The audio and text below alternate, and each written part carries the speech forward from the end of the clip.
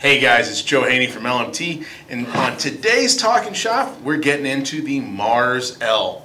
We're going to discuss what it is, what makes it really different from your standard M4 configuration or your standard AR-15, and why you might want to consider the Mars L for your next weapon system. So stay tuned, we're going to get right into it.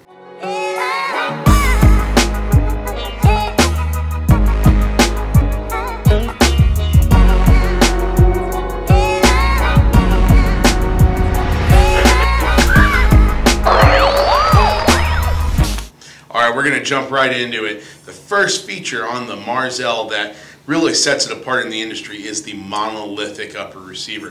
What you see here is our MRP MLK16-Mars. This has our full-length M-LOK upper receiver. And at first glance it looks like a competitive free-float upper receiver in the market. However, what it has that differs over the standard M4 systems that are out there is its one-piece construction monolithic upper receiver. This is unique in the industry because it doesn't have a split at the upper and the handguard area. This is going to be important to you as a shooter for a couple different reasons. One, you do get the benefit of being able to quick change barrels. This is important for shooters that want to change their caliber, change their operating system, or be able to employ training barrels. We'll go over that here in a second. The other thing to keep in mind is on a standard M4, you've got the handguard here that when pressure is applied to it, while you're shooting can impact your accuracy. Having a free float system is important to maintaining that accuracy and putting rounds on target. The monolithic upper receiver, it's been around for a minute, and it definitely is an industry leading product for any mil-spec AR. The upper receiver is capable of doing a lot of different things. One, as a standalone upper receiver, it's going to be stronger than your standard two-piece upper receiver. You're not going to have the flex in the handguard that you're going to see with a traditional free float system that mounts on a barrel nut forward of the upper receiver. This is because it's all just one solid piece of aircraft graded alloy. What we're looking at here is the ability to loosen that rear screw, pull the front screw completely out, and quickly and easily remove your barrel system. Now when you buy a barrel from LMT, it's going to come just like this. Flash hider installed, gas block, gas tube already set up, ready to drop in your weapon system. This is a user level operation, does not require you to be an armor. From here, you can take the same upper receiver and employ a piston system. The setup is the same. Just drop it in, replace your front screw, tighten it down. You can use a T30 torque wrench commonly found at a hardware store, or you could buy the LMT torque wrench, which is a field expedient tool for retorquing your barrel down. This is a slip type torque wrench designed to break at 140 inch-pounds. This is not a tool that needs any adjustment, and it will not need service over time. When swapping between your different barrels or operating systems, all you need to be aware of is what caliber you're using. This is a 5.56 piston caliber, and this is a 6.8 direct impingement. When you swap between these two barrels, all you're going to need to do is change your bolt and magazine. It's very common for users to switch between 5.56 and 300 blackout. They won't need to change anything. However, we do recommend marking your magazines. When swapping between a piston and direct impingement barrel, you will need to change the carrier for the piston. The carrier does not have a gas key like a traditional AR because it doesn't use any gas. It's all up here. From there, you can reinstall your traditional bolt into that carrier if you don't buy a bolt carrier group. One thing to remember is we do not use gas rings on the piston bolt carrier group, so go ahead and take those off. We recommend replacing those gas rings when putting them back on the bolt. The monolithic upper receiver can fit on the majority of your mil-spec lowers that are out there. Featured on the monolithic upper receiver is 2 fitment tabs. These are to help maintain a tight tolerance fit on your upper and lower. The mil-spec M4 can have loose tolerances, which are not as desirable for precision shooters. These fitment tabs will produce a spring effect that will help you close your upper receiver under tension. There is a video on our YouTube channel for adjusting these fitment tabs for a more precise fit for your upper-lower combo. The monolithic upper receiver MRP from LMT is compatible with the majority of mil-spec lowers that are on the market. There's nothing unique about its setup which will inhibit function with a standard mil-spec lower. So if you want to use this as an upgrade system to replace your current M4 upper, you are free to do so on a mil-spec lower. Last but certainly not least, performance attributes on the monolithic upper are something to note. One big thing about the monolithic upper receiver that we covered is that split between the upper and the handguard on a traditional AR and how that is absent on the monolithic. You can see this optic here is bridged over that spot and would be a traditional no-go for your standardized AR system.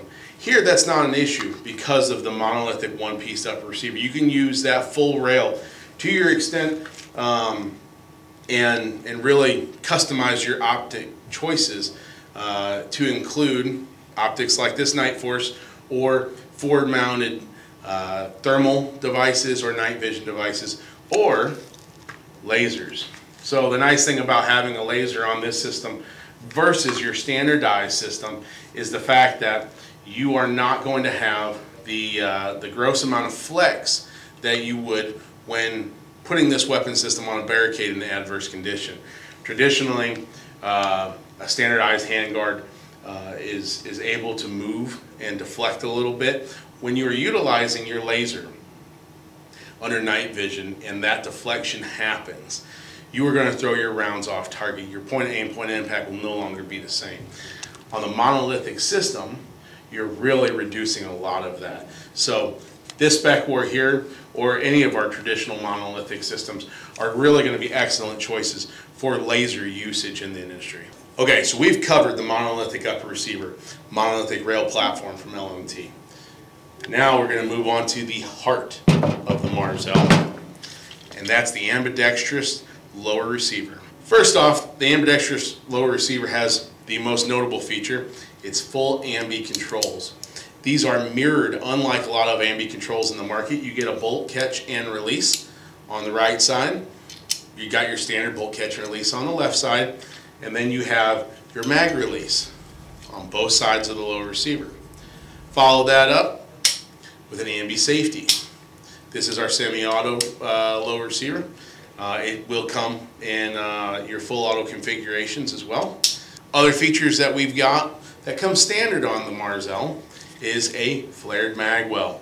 You'll see here that putting the mag in adverse conditions or high stress environments, super easy and not a chore to do at all. Following that up, you got an enhanced trigger guard, dry film lube buffer tube. This is going to help retain a little bit of slickness on that buttstock and make it easy to adjust positions when need be. While we're talking about the buttstock, every Marzell is going to come factory with a SOP mod stock or perhaps a DMR stock in the case of your precision weapon systems or configurations. You got ample QD swivels here on the back, one on the left and the right side, and then one on the back of the receiver.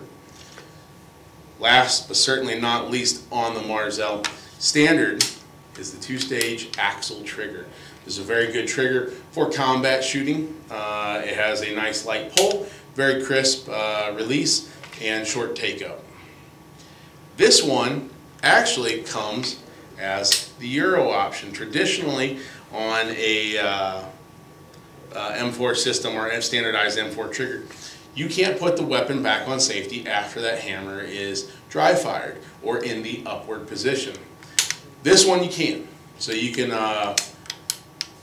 dry fire it, hammer's in the upward position, behind the bolt carrier group, and then you can put it back on safety. This is a feature that LMT has prioritized for its global market.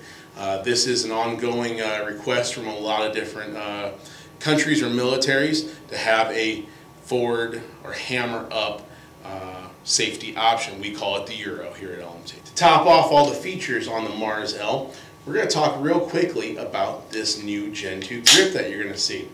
This grip has an overmold rubber texture, but what's most important about it is its ability to take a shot counter. For agencies or government entities, countries, militaries, that sort of thing, they prefer now to have a shot counter. This isn't really to keep track of the rounds that are fired, in an operation or anything like that, but mainly for maintenance. So we're going to put that grip shot counter in there, and it's not going to count the rounds, but it's also going to count the time between the rounds. What that can do is it runs it through an algorithm system in the computer, and it determines what barrel temperature that weapon system may have gotten to. From there, they can determine barrel life. They can determine downrange component wear. Your bolt carrier group, your ejector, extractor springs, that sort of stuff is all determined in this software for the shot counter when it's paired with its home-based system. Alright guys, thanks for joining us today to talk about the Mars L and some of its features. Obviously we can get more in depth into a lot of this stuff when we will in another talking shop, but I just wanted to kind of conclude and give you a brief overview of the Mars L and its advanced features. The ambi lower, the axle trigger, the monolithic upper, and its quick change barrel capability are just some of the reasons why this is the next generation AR system or M4 platform. What we're looking at here is a weapon system that has been overall engineered for the user to be more successful with his or her target engagements. So consider this as your next weapon system. If you don't have one already, if you do, take a look at the possible upgrades that you can get from the Mars L. Whether you're looking at the lower receiver as an upgrade on your standard rifle, or the upper receiver to replace maybe something that's outdated or antiquated in the industry. Thanks for joining us, guys. We'll see you next time on Talking Shop at LMT.